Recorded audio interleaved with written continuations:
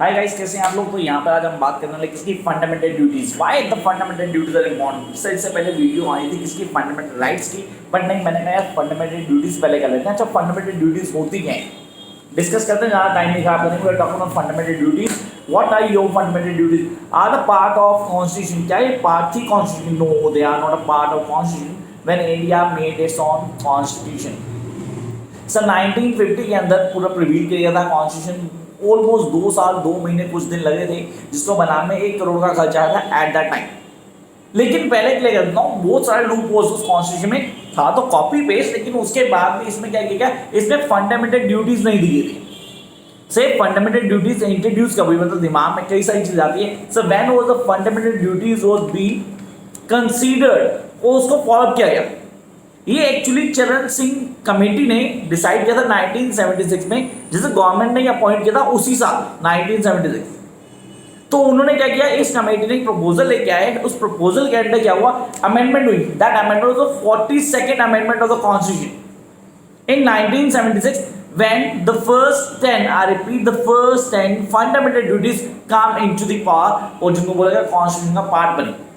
और आपको एक चीज़ क्लियर कर देता हूँ, आज भी ये फंडामेंटल ड्यूटीज़ को अगर कोई फॉलो नहीं करता, उसके अगेंस्ट कोई एक्शन नहीं है। ये एक बहुत बड़ा लूप होल है हमारे कॉन्स्टिट्यूशन का, जहाँ फंडामेंटल ड्यूटीज को फोर्स नहीं किया गया कि यार ये आप नहीं मानोगे चलेगा। मतलब फंडामेंटल राइट्स को नहीं मिले तो कोर्ट पे जा सकता है, लेकिन फंडामेंटल ड्यूटीज कोई फॉलो नहीं कर रहा तो उसके अगेंस्ट कोई एक्शन नहीं। फिर क्या हुआ इन 2002, यस इन 2002 एक और अमेंडमेंट हुई। सर ये अमेंडमेंट थी 86th अमेंडमेंट। 86th अमेंडमेंट हुई, जिसमें 2002 के अंदर एक 11 पॉइंट ऐड किया गया। से पॉइंट क्या था, ये पॉइंट था कि हर आदमी को अपने बच्चे, चाहे वो उसका पेरेंट है चाहे उसका गार्डियन है, को एजुकेशन देनी पड़ेगी। Yes, have to give education. Sir वो एजुकेशन देने के लिए वो बच्चा 6 से 14 साल के बीच में होना चाहिए, उसे एजुकेशन प्रोवाइड करानी पड़ेगी। ये ड्यूटी है हर पेरेंट्स की या गार्डियन की। तो ये था 11th fundamental duty that is been introduced in the constitution. अब बात करते हैं फंडामेंटल ड्यूटीज क्या हैं, कैसे क्लियर करेंगे, किन कॉन्सेप्ट को हमें फॉलो करना है। तो थोड़ा तसल्ली चलते हैं, आराम से आप लोग लिख भी लेना, मैं आराम से लिख पाऊंगा। तसल्ली से चलते हैं, हर चीज को डिस्कस भी करेंगे। The first and the foremost thing कहता है these are the moral obligations. Now what does mean moral obligation? Sir जहां मॉरल ऑब्लिगेशन आता है चॉइस आपकी होती है, तो फंडामेंटल ड्यूटीज को मदार बना देगा। ये मॉरल ऑब्लिगेशन की तरह इंट्रोड्यूस की गई। Whether you can do if you want to and if you don't want to just forget it. जिसमें हम बोलते हैं sir to respect our national anthem, our national emblem, या हम बोले सर हमारे देश का संविधान, इसकी रिस्पेक्ट करनी चाहिए। है लोग नहीं करते, सीरियसली नहीं करते, कोई एक्शन नहीं उनके against, there is no action against them. क्यों? क्योंकि sir fundamental duties are moral obligations. तो मॉरल ऑब्लिगेशन आप कोई नहीं मानता तो you can not force them. तो first thing, the fundamental duties are the moral obligation of all citizens to help to promote the spirit of patriotism and the uphold the unity of India.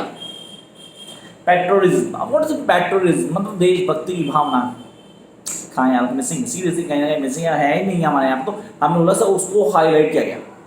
क्या ना these duties set in a part of 4A of the Constitution concern the individuals of the nation। हम जो nation के individuals हैं, हमारे लिए confirm किया गया सर, पार्ट बना 4A ऑफ द कॉन्स्टिट्यूशन, इसमें हाईलाइट किया, एक एक चीज़ को ऐड किया गया। अब हम बात करेंगे कब ऐड किया गया। मेरे ख्याल से आपको याद होगा, अभी तक तो याद होगा, और ये डेट दिमाग में रख लेना कि पेपर में ऑब्जेक्टिव क्वेश्चन आने वाले हैं इस बार, तो उनमें से क्वेश्चन हो सकता है हमारे पास। That is it was added in the constitution by 42nd amendment, I repeat, by 42nd amendment in 1976 amendment हुई to recommendation of the स्वर्ण सिंह कमेटी। सर इस कमेटी के नाम को प्लीज लर्न कर लें। कौन सी कमेटी थी? स्वर्ण सिंह कमेटी थी, जिसने ये क्या किया था, रिकमेंडेशन दी थी। That was constituted by the government on that year only. उसी साल गवर्नमेंट ने उसे कॉन्स्टिट्यूट किया था और उसी साल उसने प्रोविजन दे दिया, जिसको पास कर दिया गया।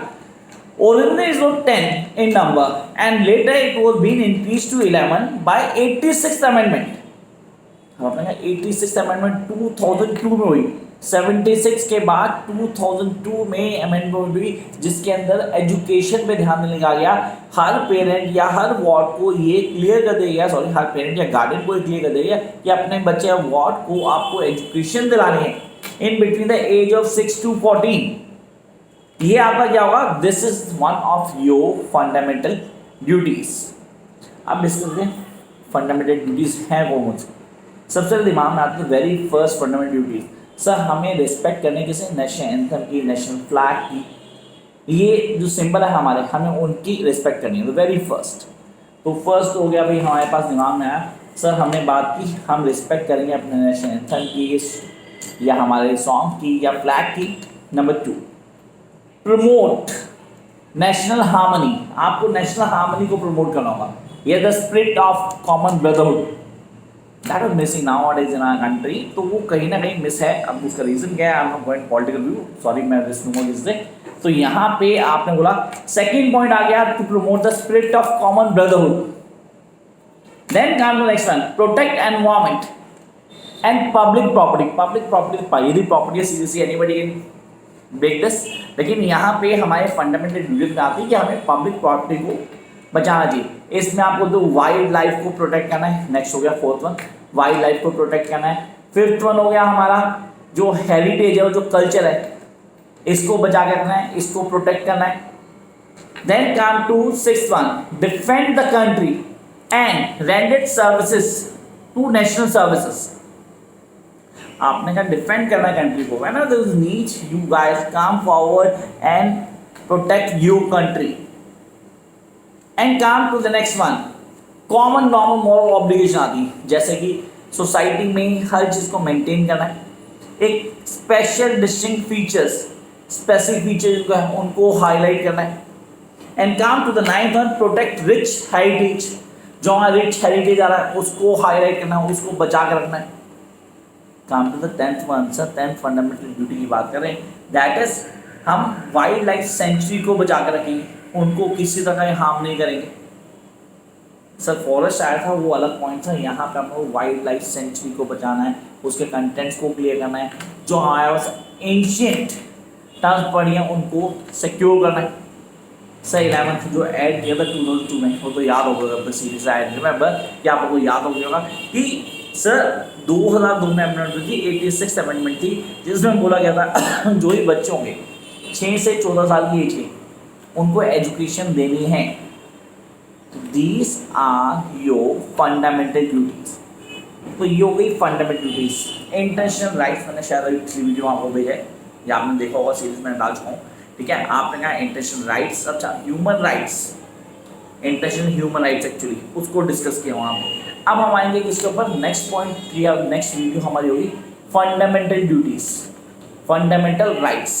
ये फंडामेंटल राइट्स हैं, कैसे क्लियर करते हैं फंडामेंटल राइट्स को, कैसे समझेंगे, किन चीज़ों को हाईलाइट करना fundamental rights, right to have liberty, right to say something, right to have cast your vote, right to go somewhere, right of religion, सारी चीज़ें डिस्कस करना है अगली क्लास में। इसके साथ कुछ बेसिक पॉइंट्स डिस्कस करेंगे यार। तो क्या करना, लास्ट वीडियो जो चैप्टर 4 की डाली हुई लीगल स्टडीज की, उसको तसल्ली से देखने के बाद जब आप उनके नोट्स खुद फॉर्म करते हैं, guys while you making the notes yourself, तो इनको इम्प्लीमेंट करना है। अब बेस्ट वे क्या है, जो भी लीगल स्टडीज़ के स्टूडेंट है गाइस, और आप लोग अगर चाहो कि 90 प्लस नहीं 95 प्लस के लिए जाओ यार, those who dream the most do the most, सपना ही छोटा लोग तो काम कहाँ से बड़ा होगा।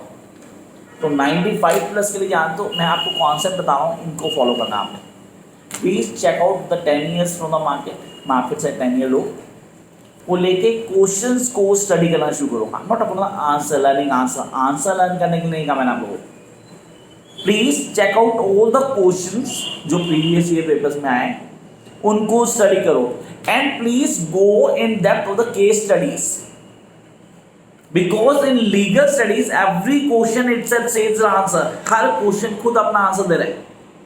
आप लोगों को सिर्फ और सिर्फ कॉन्सेप्ट क्लियर करना है। जितना कॉन्सेप्ट अच्छे से क्लियर होगा आप उतनी ईजिली क्लियर करेंगे। तो हैव अ बिलीव कि यार जो मैं बोल रहा हूँ आपके लिए बहुत बेटर है। आप सिर्फ कॉन्सेप्ट क्लियर करो, कॉन्सेप्ट क्लियर करें, बहुत ईजिली पेपर क्रैक कर लोगे। कैसे करना है, करने का क्या तरीका होगा, किन चीज़ों को फॉलो करना है, and how you guys are going to get the best out of you, that is really very important. सिर्फ फॉलो करो, बाकी देखते हैं क्या करना है। Till then like share subscribe and make sure कि ये सारा का सारा पढ़ के ऑन टिप ऑन जी। All the best guys.